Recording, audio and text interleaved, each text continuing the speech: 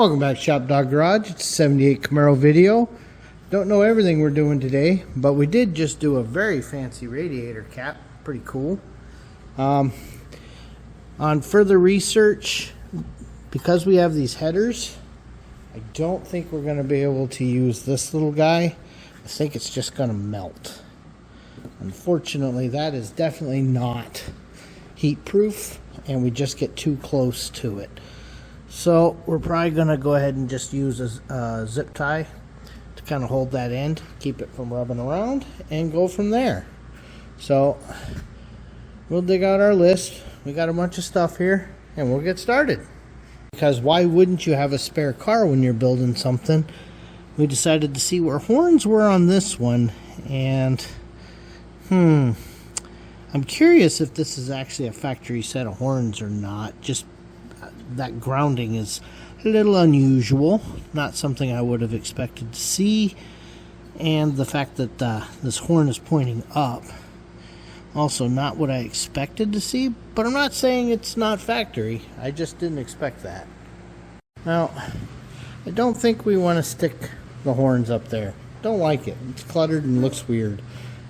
But what about, we've got these two existing holes that we're not using. I could adapt this bracket such that that pops this way, and I can still plug it in, and we don't have that facing up to fill with water. And that one, I've got the plug facing where I could get at it and facing out. And the best part is I could probably do the same exact mod to both brackets to make that happen. So I'm going to kind of map that out a little bit, and let's see what happens. Okay, so kind of like in this location, I just did a pre-bend on one of the brackets, and I'm pretty happy with how that could look. And I think I can make the exact same bend in the other bracket. So let's do that. And then in the brackets, there's also another hole, and I might be able to find a way to tie them together. We'll see. Okay, we'll pull those for paint, but I think that will work nice, and I'll still be able to actually get the connectors on the horns. They'll be away from water, so they won't fill up and sound all weird. They're safe, yeah, and we're using an area we weren't using otherwise. So yeah, that's where the horns are going to go. Okay, so they are ready for him to clean up and paint. I think we're going to take a peek at some of this trim from last week's headliner experiment and see what's what. Well, we're gathering these things, and look at that. GM actually marked something. Left hand, right hand. That's something. So we're just kind of digging out the pieces and starting to figure out what can go in before the glass and what can't.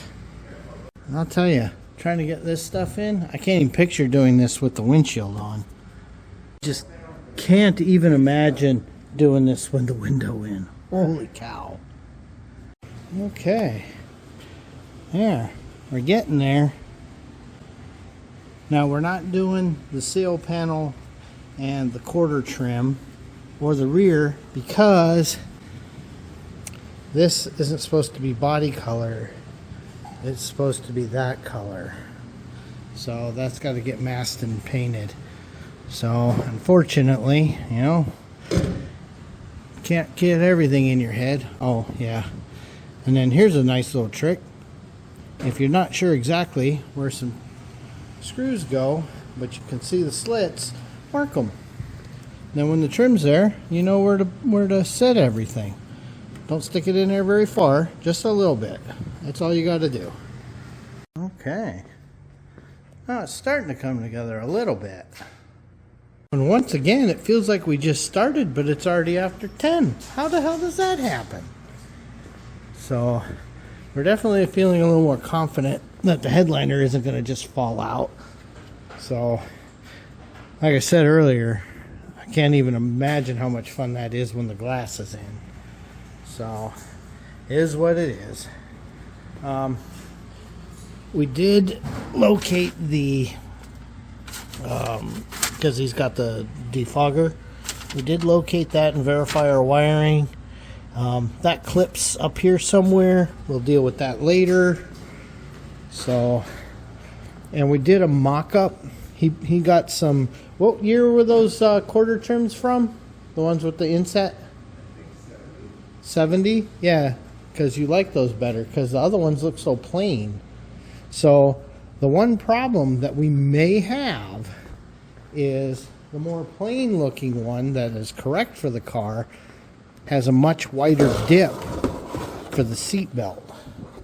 So when you're looking at it, that dip right there is where the seat belt goes.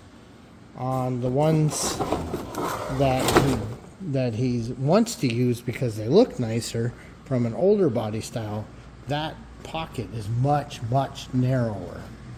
So, and then if you guys recall, we also had modified the seatbelt pocket anyway so that we could get a wider tire. So that's part of why we didn't want to have those installed yet, because probably playing some funsy games there.